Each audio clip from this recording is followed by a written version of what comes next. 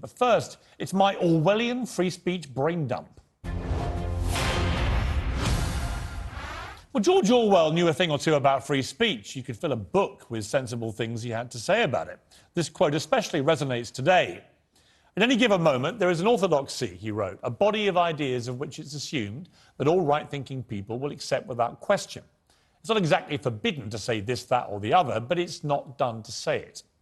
Well, incredibly, things have got a great deal worse since Orwell wrote that, because it is indeed now forbidden to say this, that or the other. And the orthodoxy today is the draconian, illiberal worldview stamped on public life by woke fundamentalists. This cancel culture mob set all the rules, trampling over our rights to free speech in the process. And anyone who doesn't conform is instantly slammed, silenced and shamed. And much of it is, of course, politically motivated. That's why former President Trump is barred from Twitter, even though 74 million people voted for him in a democratic election. But Vladimir Putin, the supreme leader of Iran, and the Taliban are all still free to tweet. This is obviously utterly ridiculous. Now, the billionaire maverick and free speech absolutist Elon Musk, who's about to buy Twitter, says that the ban is morally wrong and he will reverse it. And he's been supported by Jack Dorsey, one of the founders of Twitter. Trump told me he doesn't actually want to return to Twitter, even if he's allowed to, but I reckon he'll change his mind about that. And the point is, it should be his decision. Liberals have reacted with an inferno of rage and panic, as they always do to everything, ever since Musk said he'd restore free speech and Trump to the platform. London Mayor Sadiq Khan today blamed Trump for a massive spike in abuse he got online. But even he says he's open to Trump returning, but he qualified it by adding, "Let's wait and see if Donald Trump has learned his lesson." If it's the case, I think that's all well and good. If he breaks the rules, there need to be consequences. Well, that's fine, words. But there's the nub of the problem. Who decides what those rules are which are to be broken? All racist abuse is wrong, and so is any incitement to violence. But both of those things are already illegal. Free speech doesn't mean you can break the law, nor does it mean you have to continue listening to somebody who's spewing something vile that you don't like. To illustrate that, sports presenter Elib Barber has written today about how she dealt with completely unacceptable homophobic and racist comments made during an after-dinner speech at a Scottish Sports Awards at the weekend. She didn't demand the speaker be cancelled, but she did exercise her right to walk out, and she exercised her right to free speech to call it out on Twitter. And that was right. Believe me, and this may shock you, people do say nasty things about me all the time on the internet. I don't want to cancel them, but I do sometimes block them or call them utter morons. That, too, is an exercising of my right to free speech.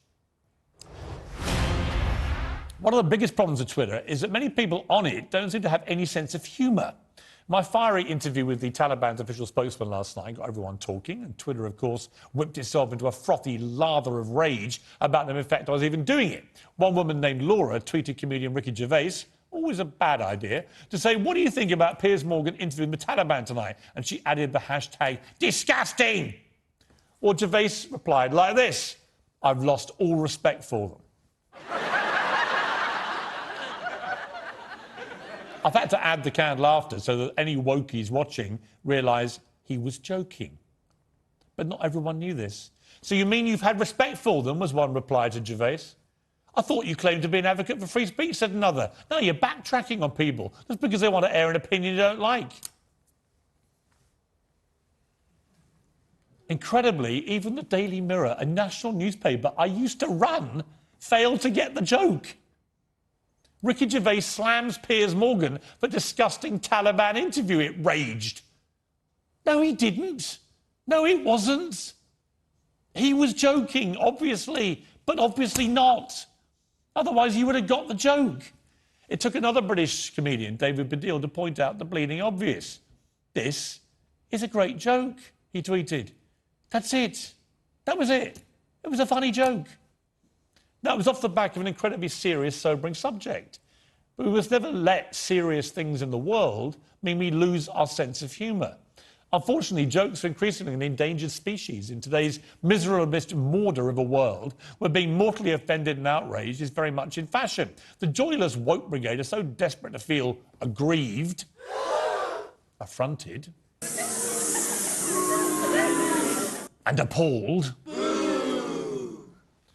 to which I remind them all of the advice from the late, great cricket genius Shane Warne. And in this politically correct day and age, we've just got to be a little bit careful. But sometimes, just say, get stuffed to the fun police. I mean, seriously, just tell them to get stuffed. Nobody puts all this better than the man who got me into all this mess last night, Mr. Gervais. There's going to be a bit of that throughout the show. See if you can spot it, OK?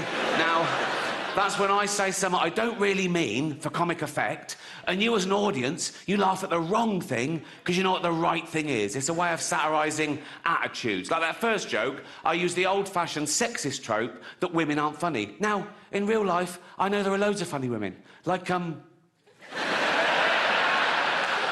did it again. Well spotted. Good. Even as that clip ends, I know there are people tweeting me, incensed wokies, who don't get the joke, or perhaps they do get it, but pretend not to, so they can virtue signal their mock outrage. It and they are exhausting. Well, as these tiresome wokies wail about Trump being unbanned from Twitter and half-wit excuses for journalists fail the irony test and would have failed my employment test if I was still at the Mirror, real free speech champions are putting their lives on the line for the truth every single day. Palestinian reporter Shireen Abu Akleh was shot and killed today while covering an Israeli raid in the West Bank. The Al Jazeera correspondent, who's also a US citizen, was hugely respected.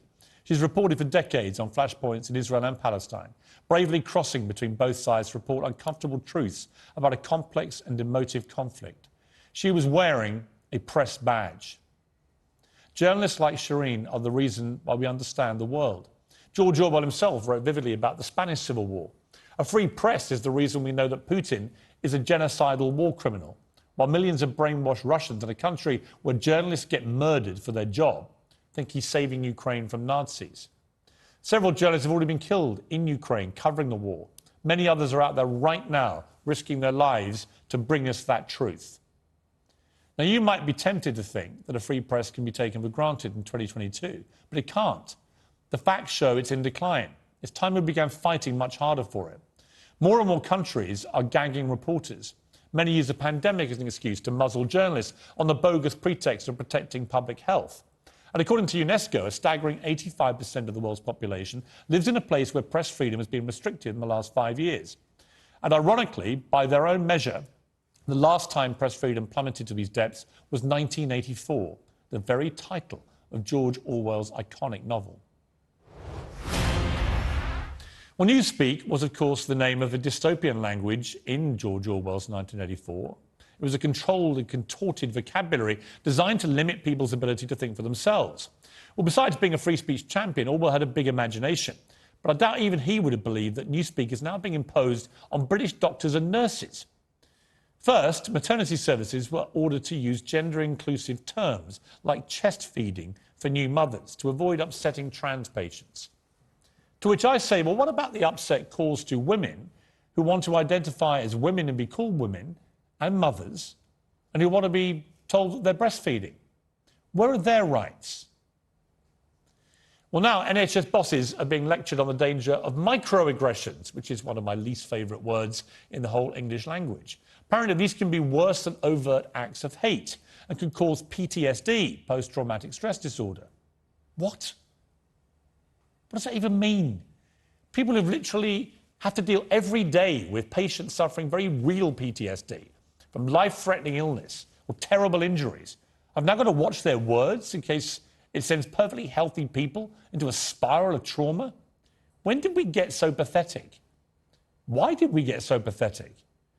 I grew up in a world where the usual advice offered to anyone who overreacted to hurtful words was sticks and stones may break my bones, but words will never hurt me. I kind of miss that world. Well, coming up, how do we save Afghan women from the Taliban wolves? Should Trump be allowed to tweet again? China's zero COVID nightmare. And one of the funniest men in America, Greg Gutfeld, is live. All coming up, all uncensored.